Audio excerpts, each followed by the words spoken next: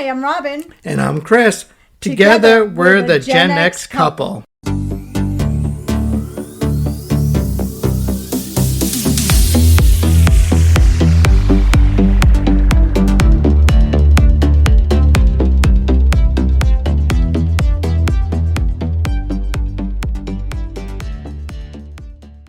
Hey guys. Hello everyone. Take one. Welcome back. Today, thank you to Chris, who came up with the idea for today's episode, and I forget why, but we're going to explore some medical discoveries that happened entirely by accident.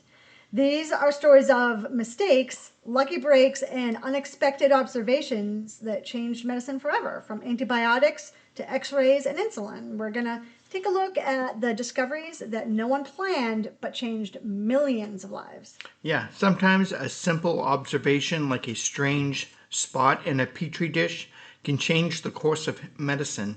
Today, we're going to start with penicillin, perhaps the most famous accidental medical discovery. Yeah. Alexander Fleming was a Scottish bacteriologist working at St. Mary's Hospital in London in 1928. He was studying the staphylococci,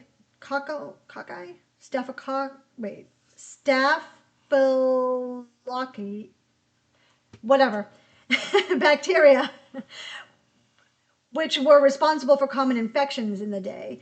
And he was studying them using rows of petri dishes. His lab wasn't as sterile as modern labs, obviously, and cultures were sometimes left uncovered for days while they focused on other experiments. So, after returning from a 2-week vacation, Fleming noticed one dish had a fuzzy blue-green mold, penicillin notorium.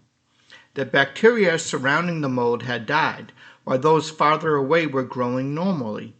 So Fleming immediately recognized that the mold was producing a substance with antibacterial properties, something that could kill bacteria without harming human cells. And then he began experimenting to understand the effect.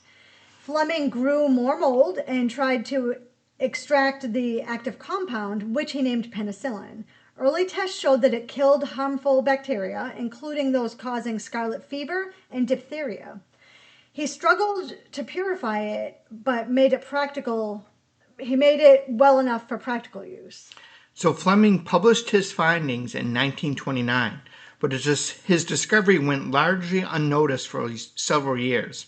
Producing stable penicillin was extremely difficult.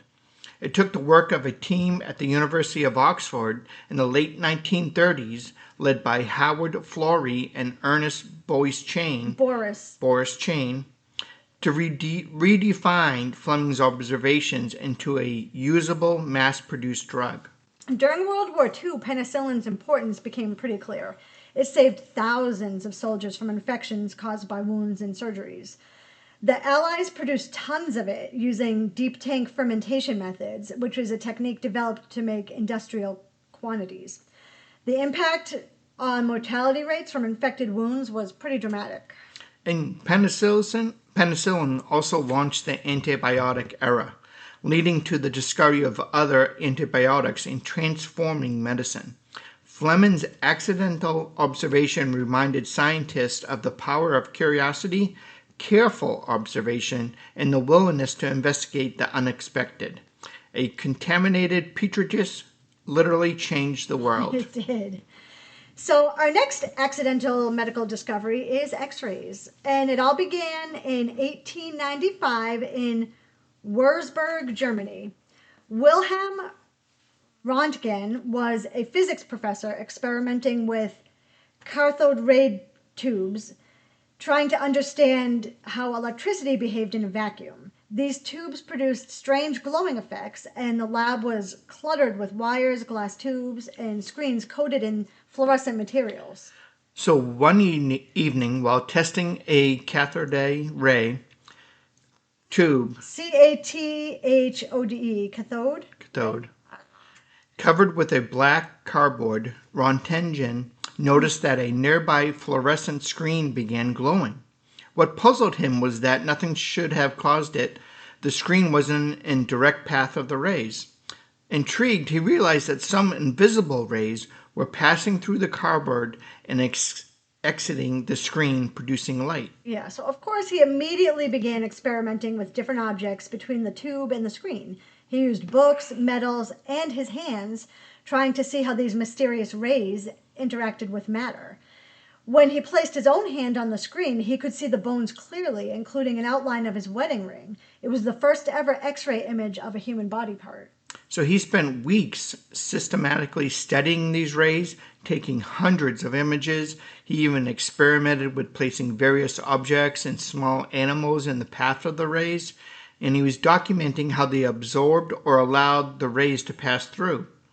And Röntgen realized that denser materials like bones and metal blocked the rays more, creating shadows on the screen. Yeah, and he published his findings in December 1895 in a short paper titled On a New Kind of Rays, which included detailed illustrations of his experiments. The scientific community was fascinated, and within months, other laboratories across Europe were replicating his results and producing X-ray images of objects and human patients. So doctors were quick to see the potential. X-rays were used to locate broken bones, find bullets, and examine injuries that would have otherwise required surgery. They allowed for precise diagnosis in ways that were impossible before, completely changing the medical practice. Yeah, and interestingly, he was cautious about the implications himself. He warned that prolonged exposure might be harmful, not yet knowing the dangers of radiation. Despite this, the technology spread pretty rapidly, and within a few years, hospitals around the world were incorporating X-ray machines. So Röntgen received the first Nobel Prize in Physics in 1901, and X-rays became the foundation of radiology. Over the decades, the technology evolved into more advanced imaging techniques, including CAT scans, mammograms, and MRIs. All of it traces back to the curious physicist noticing a glow on a screen that shouldn't have been there. Yeah, it's just interesting that no one intended to discover X-rays. He wasn't trying to improve medicine. He wasn't exploring physics. It was just his curiosity that led to an accidental observation and it turned into a tool that saves millions of lives every year. Yeah. Well, maybe not saves lives, but it identifies broken. It does save lives. Yeah, but it probably saves lives. But it identifies broken arms and all sorts of things. Yeah, it was just a glow on a screen in a clutter lab that became lens through the doctors and that changed medicine history forever. Yeah. So now let's talk about insulin, which is one of the most important medical discoveries of the 20th century. Before 1921, diabetes, or as Wilford Brimley said, diabetes, especially type 1, was almost fatal. Doctors could try to control it with diet, but there was no way to prevent death from high blood sugar. And that breakthrough began with Frederick Banting, a Canadian surgeon, and Charles Best, a medical student working under him at the University of Toronto. Banting had an idea that by isolating extracts from the pancreas, they might be able to control diabetes. It was a long shot, but they were determined to experiment. They started by removing the pancreas from dogs to study how it affected blood sugar. When they extracted pancreatic tissue and injected it into diabetic dogs, they noticed something remarkable. The dogs' blood sugar levels dropped significantly. This was completely unexpected, and especially because previous attempts with crude extracts had failed. So Banting and Best worked tirelessly in a small laboratory with minimal equipment, refining the extract to make it safe and effective. They monitored the dogs carefully, recording how the injections affected the blood sugar and overall health. It was meticulous work combining luck, observation, and persistence. In 1922, they prepared the first insulin treatment for a human patient. It was a 14-year-old boy named Leonard Thompson. His blood sugar was dangerously high, and he was near death. After the first injection, there was some improvement, but the extract was impure and caused an allergic reaction. The team then collaborated with biochemist I haven't done this in a while. James Collop, who helped purify the extract. The refined insulin worked perfectly, dramatically lowering blood sugar and saving Leonard's life. This marked the first successful treatment of diabetes with insulin. Yeah, and the discovery transformed diabetes from a fatal disease into a manageable condition. Banting and John McLeod were awarded the Nobel Prize in Physiology or Medicine in 1923, though they best credited Best and Culp for their crucial roles. Insulin's discovery, I thought you were going to interrupt me for a second. Insulin's discovery was the result of careful experimentation, observation, and a willingness to follow unexpected results. So the story of its discovery shows us how accidental observations in a laboratory combined with rigorous testing and refinement can lead to a breakthrough that saves countless lives. Yeah, because insulin is essential for millions of people. Yes. So that was amazing. Next up, we're going to talk about blood types, a discovery that made blood transfusions safe for the first time. Before 1901, transfusions were risky and often deadly because, as we know, that some blood types don't mix together. Doctors didn't understand why some transfusions worked while others caused violent reactions. And this breakthrough came from Karl Landsteiner, an Australian immunologist and pathologist. He was working in a laboratory in Vienna, studying why blood from different people sometimes clotted when mixed. His experiments were painstaking, and he would mix tiny samples of blood from various donors and observe the reactions under a microscope. Yeah, in 1901, Landsteiner noticed a pattern. Blood from some individuals clumped together when mixed, while other combinations remained fluid. Through careful testing, he identified 3 distinct blood groups, which he labeled A, B, and O. This simple classification explained why some transfusions were fatal. So the discovery was partly accidental because he was studying immune reactions in blood, not intentionally looking for blood types. Still, his careful attention to the unexpected clumping led to a revelation that changed medicine. Once he had published his results, doctors could finally predict which blood would safely transfuse into a patient.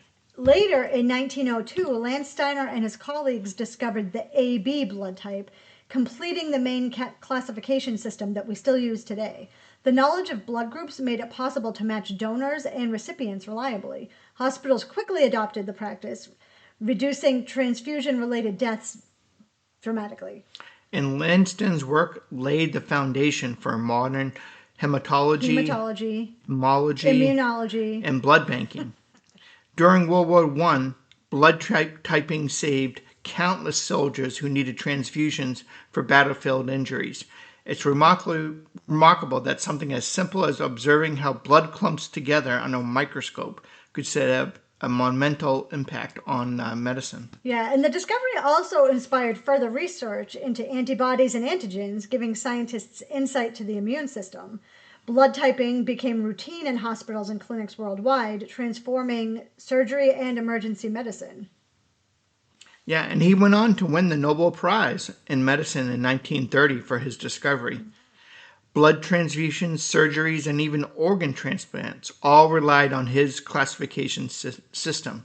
It's just another example of how careful observation of a small detail can completely change the course of medicine. Mm-hmm. And now let's talk about the story of the smallpox vaccine, which is one of the earliest examples of accidental medical insight leading to a revolutionary treatment. Smallpox was a terrifying disease, leaving its survivors scarred, often blind, and causing massive outbreaks that killed millions across Europe and the Americas. Before then, yeah, go ahead. So before then, the only protection was variolation. No, I was just going to leave that part out because that sentence didn't make sense. So you can go on to your part thing. Oh, I guess because, yeah, the only protection was variolation. So Edward Jenner, a physician in Gloucestershire, England, had been observing patients for years and noticed a curious pattern among local milkmaids. What is a milkmaid? Someone who Maids and milking? Yeah, from the song. Yeah. Was that like a real job? Yeah. How do you think cows got the milk? Farmers. Yeah. They had women do that work. Why? Because it was easy. Women can do hard things. A woman can do anything a man can do. Thank you very much. So those who had contracted cowpox, a milder disease from cows, seemed immune to the deadly smallpox. Yeah, and Jenner was intrigued by this. Cowpox caused blisters on the hands, which was rarely fatal, but milkmaids seemed healthy and scar-free otherwise. He wondered if there was a connection between the two diseases. So his curiosity wasn't driven by a formal hypothesis at first. It was just observation of everyday life in patients, which was pretty common for physicians of the time. So in May 1796, Jenner decided to test his theory. He took pus from a cowpox blister on the hand of a milkmaid named Sarah Nelms and inoculated an 8-year-old boy, James Phillips. The boy developed a mild fever and some blisters, but recovered quickly. Before I move on, let me just say how revolting that is. He took pus from one person Yes. and put it into another person. That is revolting. Yes. Anyway, Jenner then exposed James to smallpox multiple times over the next few weeks. The boy did not get sick. There was a dramatic confirmation of what Jenner had already suspected, that the cowpox exposure had granted immunity to smallpox. So, just to recap, he took pus from somebody who had cowpox, put it into this other kid, and then exposed this kid to smallpox, and the kid didn't get smallpox because he had the pus from somebody else's cowpox in his body. So some people were skeptical and even fearful back then, questioning whether it was safe to use material from cows on humans. Despite the doubt, Jenner's meticulous records show consistent protection which eventually convinced the medical community. Yeah, in 1798, Jenner published his findings in a pamphlet called An Inquiry into the Causes and Effects of the Variolae Vaccinae. The term vaccine actually comes from vacca, which is the Latin word for cow. He explained in detail how cowpox could prevent smallpox and urged other physicians to adopt the practice, providing the instructions for inoculation. So the spread of the vaccination was gradual at first, as people were understandably cautious. But by the early 1800s, governments began supporting the practice, and physicians in Europe and the Americas started vaccinating children systematically. The impact was profound. Smallpox deaths began to drop whenever vaccine programs were implemented. Yeah, vaccines work. Jenner's work laid the foundation for immunology, inspiring future vaccines for diseases like polio, measles, and whooping cough. Smallpox would eventually be eradicated worldwide by 1980, which was a direct result of Jenner's discovery, which is why vaccines are important. And all this began from him just noticing what happened to milkmaids. Yes, Jenner combined curiosity, careful experimentation, and detailed record keeping to transform a natural observation into a life-saving public health intervention. Yeah, and now today vaccines are standard in modern medicine, providing protection to millions, billions from diseases that once decimated entire populations. Yeah, and he didn't start out to invent a vaccine. He simply noticed a pattern. Just watching the girls milking the cows. And that's why it exists, and had the courage to test it. And that small observation literally saved millions of lives over the next 2 centuries. Probably billions, honestly. Yeah. So next, we're going to dive into a discovery that completely changed our understanding of the brain. We're talking about LSD. So unlike penicillin or insulin, this one began not as a search to cure a disease, but as a chemical experiment in a Swiss laboratory. Albert Hofmann, a chemist at Sandow Laboratories in Basel, was studying derivatives of ergot, which was a fungus that grows on rye. So Hofmann's goal was to create new compounds to stimulate circulation and treat respiratory problems. In 1938, he first synthesized lysergic acid diethylmide, which we now know as LSD. At the time, he stored the compound away, thinking it wasn't particularly promising, and didn't notice anything remarkable about it. Yeah, so fast forward to 5 years later, in 1943, he decided to revisit LSD. And while handling the compound, he accidentally absorbed a tiny amount through his fingertips, and almost immediately he experienced unusual sensations, consisting of visual distortions, changes in perception, and an overwhelming sense of detachment from reality. Realizing something significant had happened, Hofmann decided to test LSD on himself in a controlled way. And on April 19, 1943, he intentionally ingested 250 micrograms, a dose much higher than what would be used today. He experienced a powerful psychedelic journey describing intense colors, geometric patterns, and shifts in time perception. That sounds like a nightmare to me. Yeah. Hofmann's experience wasn't just personal. It led him to recognize that LSD profoundly affected the human mind. He began to document the effects meticulously, noting how it could alter perception, mood, and thought processes. His careful observation laid the foundation for early psychiatric research into psychedelics. And Sandow's laboratory saw potential for medical use and distributed small doses of LSD to psychiatrists in the 1950s and 60s. Researchers explored its ability to treat addiction, anxiety, depression. It was even used in therapy to help patients confront deep psychological issues, all based on Hofmann's initial accidental discovery. Well, can't have anxiety if you're tripping, right? Despite its potential, LSD also entered recreational use, which complicated research and led to legal restrictions.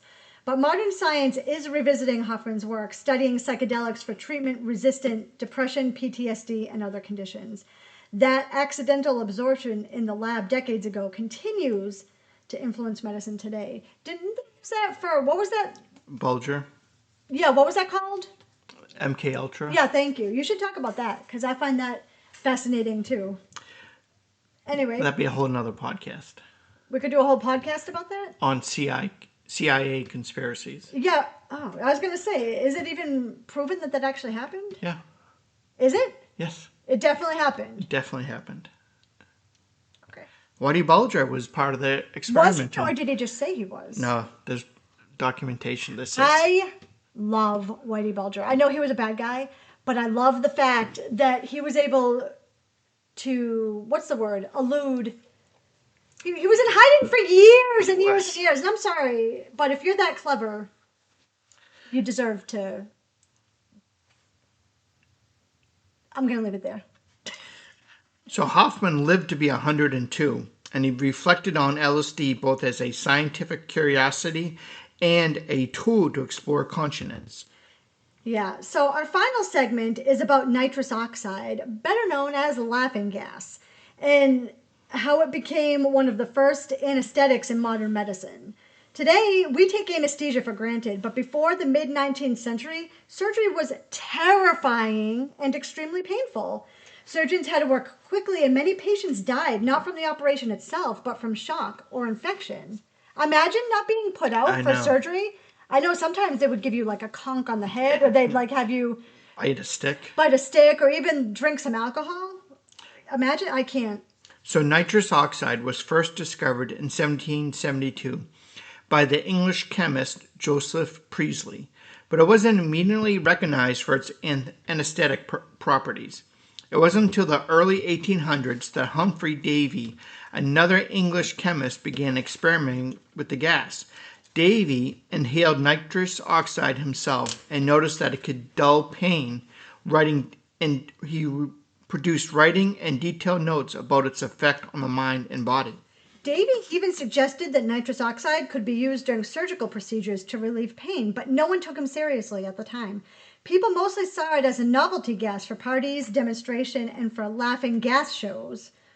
Dentists, scientists, and performers began inhaling it for fun, but taking the idea of using it seriously in medicine hadn't caught on yet. I had laughing gas once when I had to get a cavity filled. I don't do well at the dentist, and it didn't help at all. It did not make me laugh. It did not make me feel relaxed.